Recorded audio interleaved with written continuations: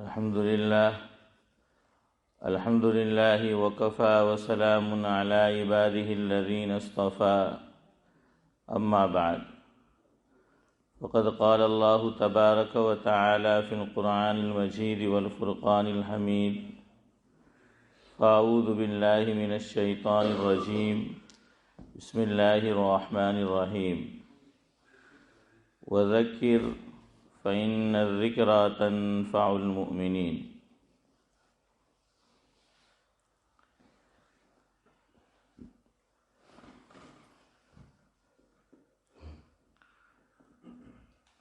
رتبے جن کے بڑے ہوتے ہیں امتحان بھی ان کے کڑے ہوتے ہیں، ہو جاتے ہیں وہ امتحان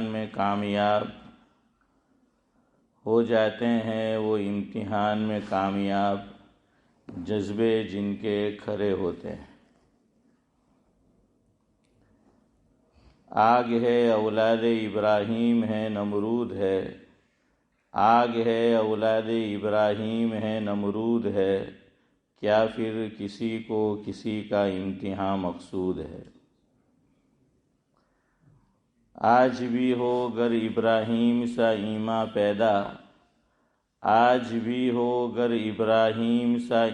پیدا، آگ کر سکتی ہے انداز گلستاں پیدا۔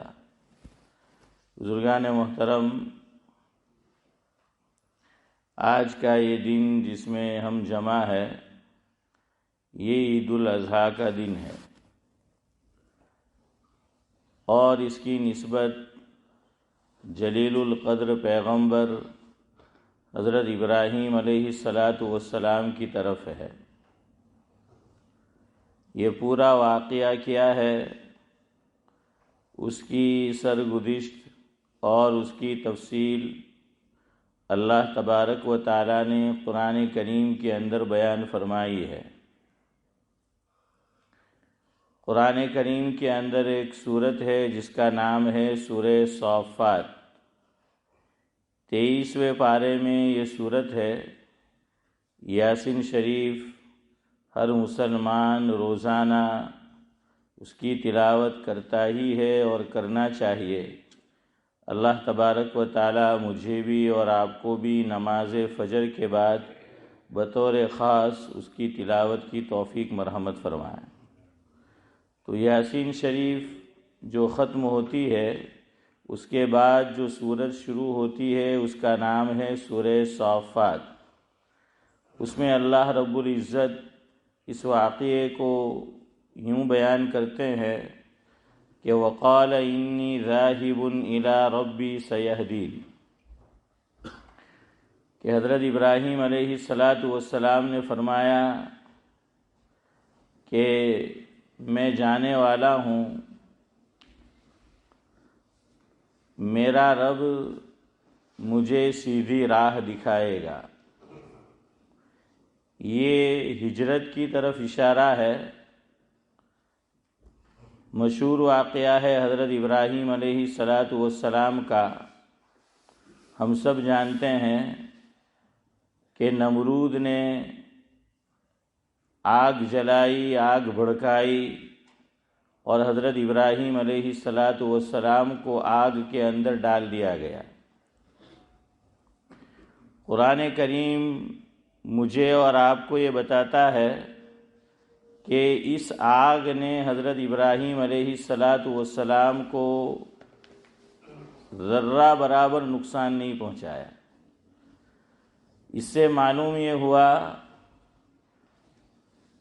کہ کائنات میں ہر چیز، چاہے وہ نفع کی ہے یا نقصان کی، اس وقت تک آدمی کو نقصان نہیں دے سکتی، نہیں پہنچا سکتی جب تک اللہ تبارک و تعالی نہ چاہے۔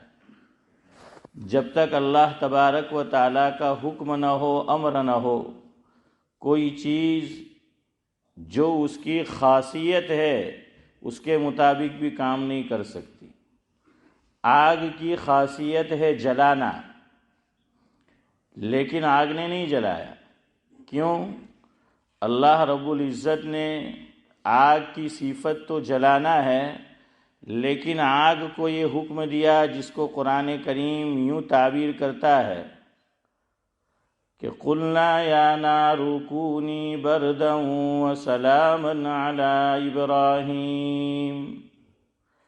اللہ یہ فرماتے ہیں کہ ہم نے آگ کو یہ کہا، آگ سے یہ کہا کونی بردا وسلاما علی ابراہیم، کہ آگ تو ابراہیم کے لیے ٹھنڈی ہو جا اور سلامتی والی ہو جا۔ ٹھنڈک یہ بھی ایک عذاب ہے، آدمی زیادہ ٹھنڈ ہو تو اس کی وجہ سے بھی مر جاتا ہے، انتقال کر جاتا ہے۔ اللہ رب العزت نے ساتھ میں یہ فرمایا کہ وہ سلامن، اے آگ تو سلامتی والی ہو جا، ٹھنڈی ہو جا اور سلامتی والی ہو جا۔ تو یہ آگ سلامتی والی ہو گئی اور ذرہ برابر حضرت ابراہیم علیہ السلام کو نقصان نہیں پہنچا۔ مفسرین یہ لکھتے ہیں کہ آگ میں روشنی تو موجود تھی، لیکن جو اس کا خاصہ ہے گرمی اور جلانا، یہ صفت اس کے اندر سے یہ ختم ہو گئی تھی حضرت ابراہیم علیہ السلام کے لیے۔ حالانکہ اسی آگ نے رسی میں لپیٹ کر حضرت ابراہیم علیہ السلام کو آگ میں دھکیلا گیا تھا، ڈالا گیا تھا، رسیاں جل گئی، لیکن حضرت ابراہیم علیہ السلام کو نقصان نہیں پہنچا۔ جب یہ واقعہ پیش آیا تو حضرت ابراہیم علیہ السلام نے پھر ہجرت کی، ارض مقدسہ کی طرف ہجرت کی، جس کو قرآن کریم یوں بیان کرتا ہے کہ وقال انی ذاہب الی ربی سیہدین۔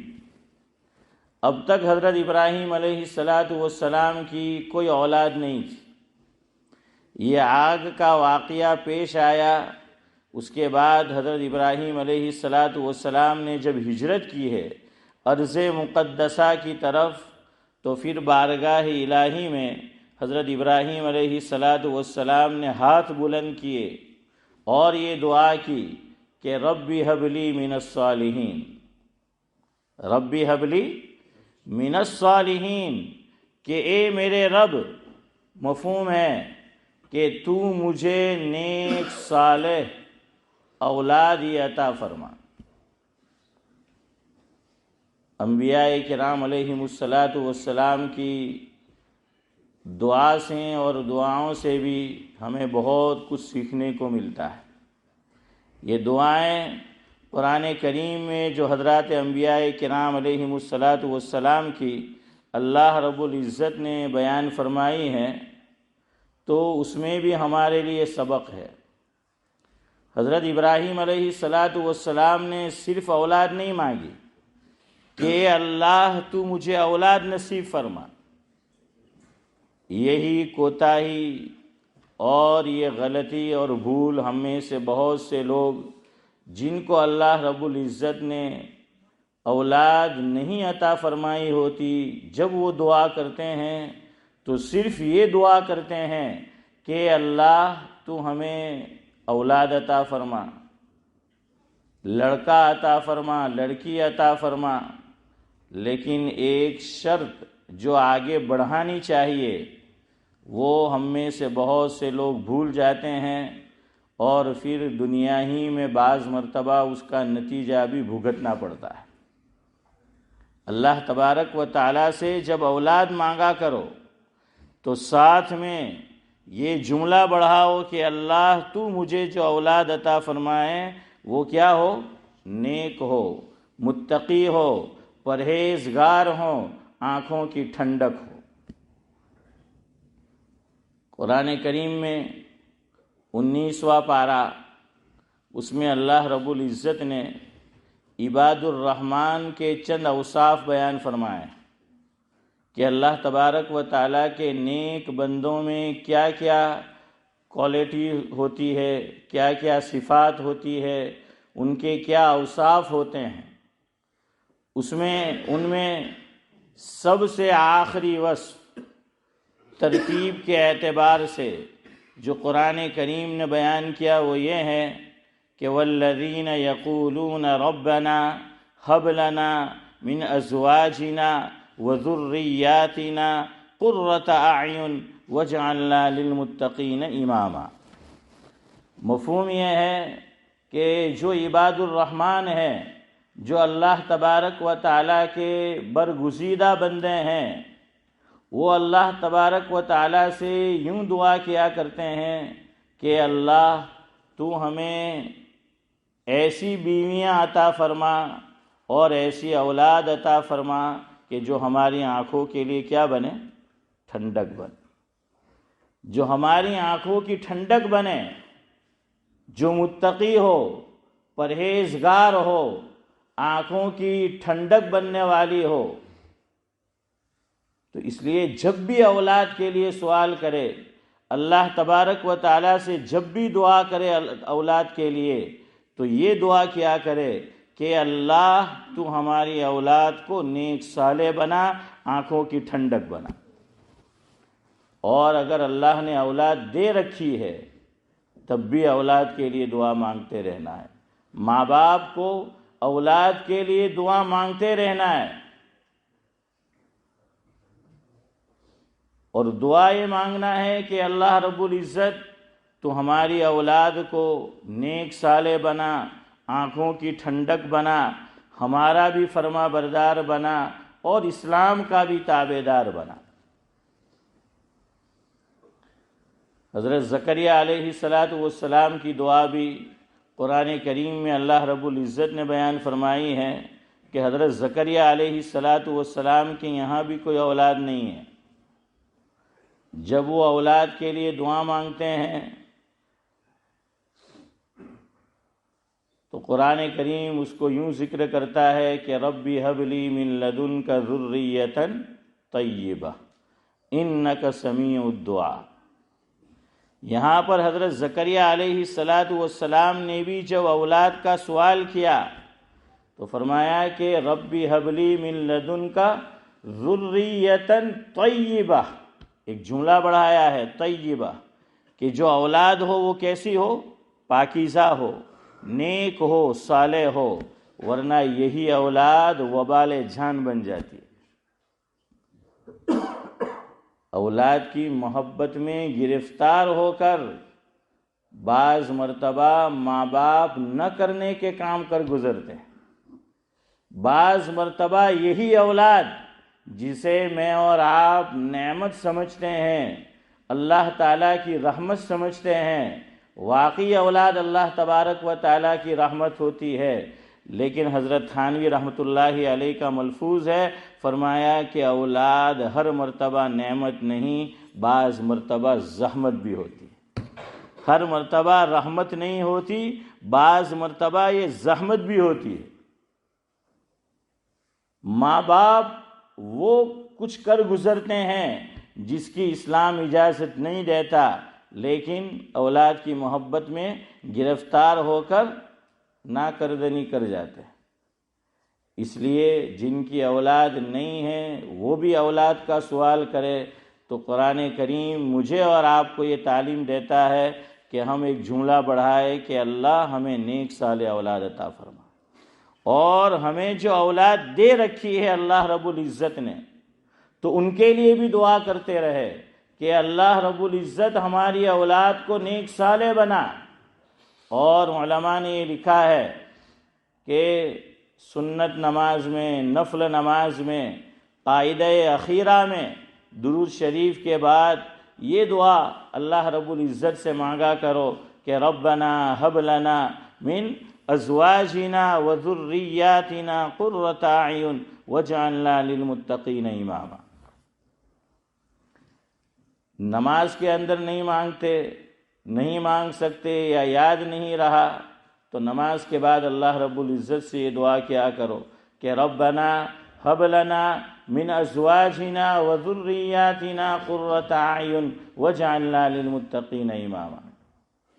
یہ جو قربانی کا عمل ہے حضرت ابراہیم علیہ السلام، اس میں کامیاب اسی وقت ہو سکے جب بیٹے نے وفا کی، جب بیٹے نے اللہ رب العزت کی طرف سے والد مکرم کو جو حکم ملا ہے اور بیٹے کے سامنے اللہ رب العزت کے حکم کو رکھا ہے تو بیٹے نے بغیر کسی چوں چرا کے، یہ نہیں فرمایا بیٹے نے کہ میں سوچ کر جواب دوں گا، حالانکہ جان پر بنائی ہے، گلے پر چھری پھنانی ہے۔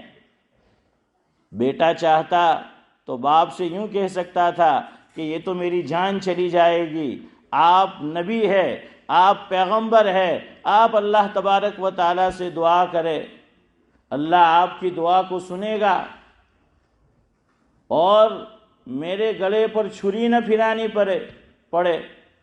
لیکن نہیں، قرآن کریم جو حصہ میں نے سورہ صافات کا آپ کے سامنے پڑھا، اس میں میری اور آپ کی یہ رہنمائی کرتا ہے، یہ بتاتا ہے کہ حضرت ابراہیم علیہ السلام نے بیٹے کے سامنے بات رکھی، فَلَمَّا بَلَغَ مَعَهُ السَّعْيَ قَالَ يَا بُنَيَّ إِنِّي أَرَىٰ فِي الْمَنَامِ أَنِّي أَذْبَحُكَ فَانظُرْ مَاذَا تَرَىٰ، کہ جو کچھ خواب دیکھا تھا بیٹے کے سامنے بیان کیا اور اس سے پوچھا، اس کی رائے لی کہ انی اذبحک فانظر ماذا تری۔ وفا شعار بیٹا بغیر کسی چوں چرا کے فوراً وقت لیے بغیر والد گرامی سے، والد محترم سے یوں بیان کرتا ہے، یا ابت افعل ما تؤمر ستجدنی انشاء اللہ من الصابرین فلما اسلم وتلہ للجبین۔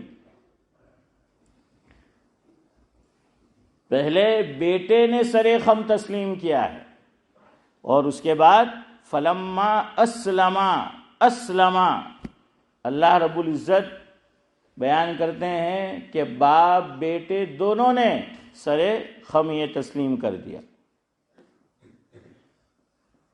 آج ہماری اولاد ایک معمولی سا اسلام کا حکم ہے، شریعت کی تعلیم ہے، میں اور آپ اسے عمل کرنے کو کہتے ہیں، وہ تیار نہیں ہوتی۔ آج یہ فیشن بن چکا ہے بال کو اس طرح کٹانا جس کی شریعت اجازت نہیں دیتی۔ وہاں بیٹا گلا کٹانے کو تیار ہے کیونکہ اولاد نیک صالح مانگی ہے۔ یہاں ہماری اولاد، میں بھی شامل ہوں، آپ بھی شامل ہے، اللہ میری اولاد کو بھی نیک صالح بنائے، ہم تمام کی اولاد کو نیک صالح بنائے۔ ہم اسے کہتے ہیں کہ بیٹا بال اس طرح کٹا جس طرح شریعت نے ہمیں تعلیم دی ہے۔ شریعت کی تعلیم یہ ہے بال کٹانے میں، ہر طرف سے بال برابر کٹے ہوئے ہیں۔ لیکن آج رونا یہ ہے باپ کے بال ہی شریعت کے مطابق کٹے ہوئے نہیں ہوتے تو بیٹا کیسے کٹائے؟ یاد رکھو، ہم میں سے بہت سو کے بال ہم اسی طرح کٹاتے ہیں، کہیں سے بڑے ہیں کہیں سے چھوٹے ہیں، اور یہ ایسا گناہ ہے جو 24/7 ہے۔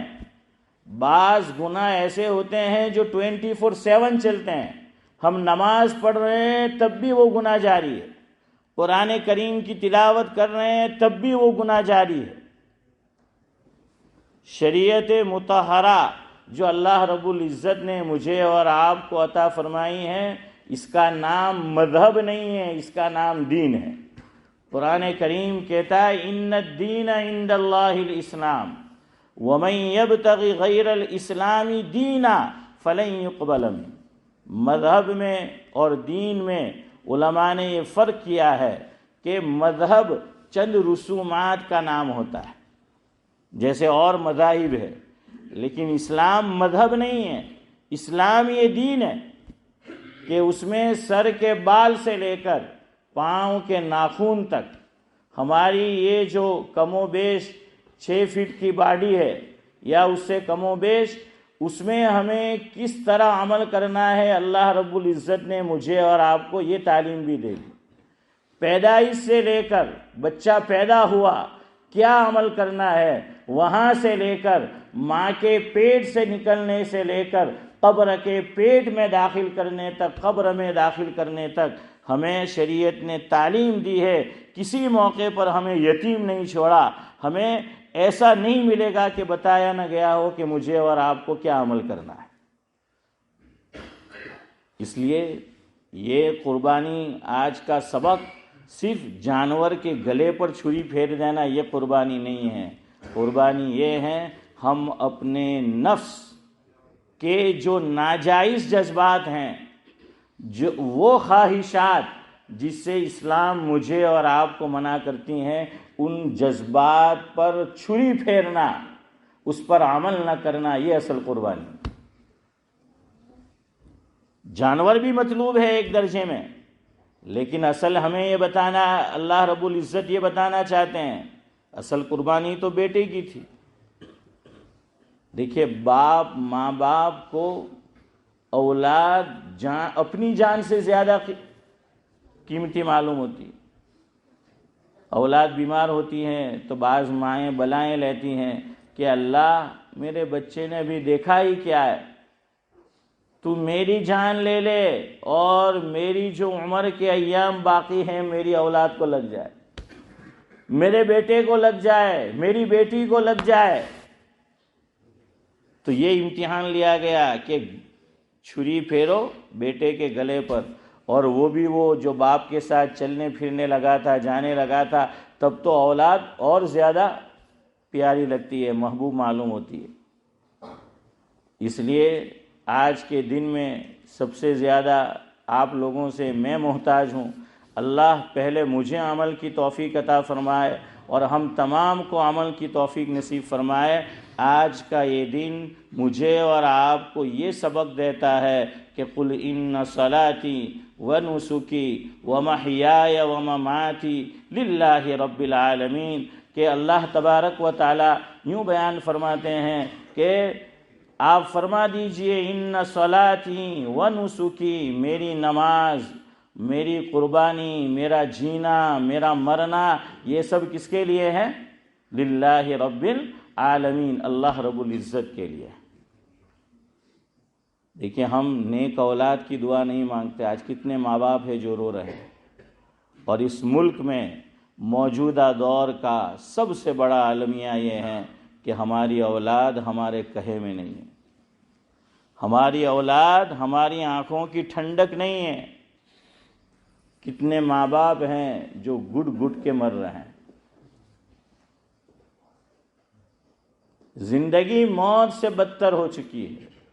یہاں ایک بات بڑے ادب سے یہ بھی عرض کروں گا، ہماری اولاد یا کسی کی اولاد نیک صالح ہیں، بہت اچھی بات ہے، لیکن کسی کی اولاد بیچاری راہ راست سے ہٹی ہیں، محبت سے اس کے لیے دعا کیا کرو، تانے نہ دیا کرو،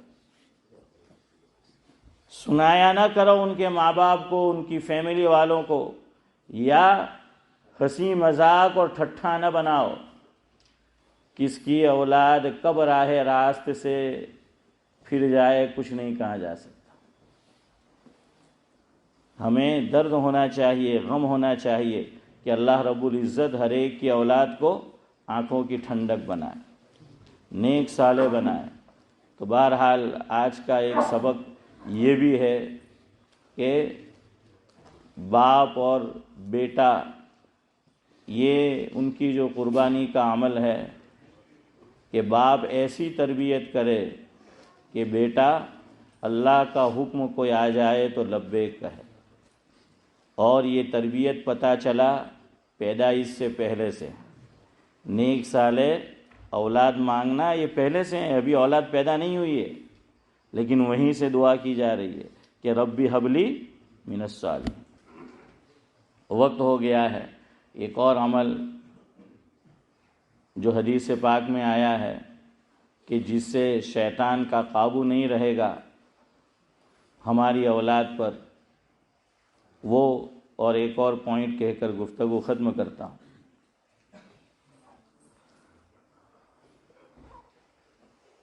روایت میں آتا ہے جس کا مفہوم یہ ہے، حضرت ابن عباس رضی اللہ تعالیٰ عنہ اس کے راوی ہیں. حدیث کے الفاظ یہ ہیں،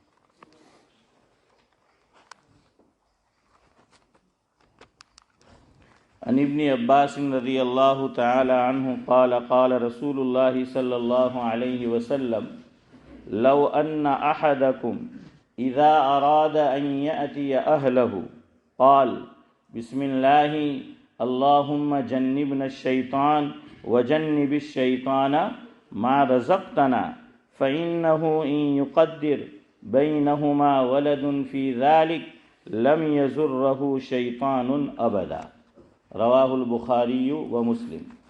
مفہوم یہ ہے کہ حضرت نبی کریم صلی اللہ علیہ وسلم نے فرمایا، جب تم میں سے کوئی اپنی بیوی کے پاس اپنی خواہش پوری کرنے کے لیے جائے تو اللہ تعالیٰ کے حضور میں یہ عرض کر لیا کرے کہ بسم اللہ، اے اللہ تو شیطان کے شر سے ہم کو بچا اور ہم کو جو اولاد دے اس کو بھی بچا۔ تو بیوی کے پاس جب ملاقات کے لیے جائے تو یہ دعا کرنا ہے، اللہم جنبنا الشیطان وجنب الشیطان ما رزقتنا۔ تو حضور نے یہ خوشخبری سنائی کہ اگر اس مباشرت کے نتیجے میں ان کے لیے بچہ مقدر ہوگا تو شیطان اس کو کبھی نقصان نہیں پہنچا سکے گا اور وہ ہمیشہ شیطان کے شر سے محفوظ رہے گا۔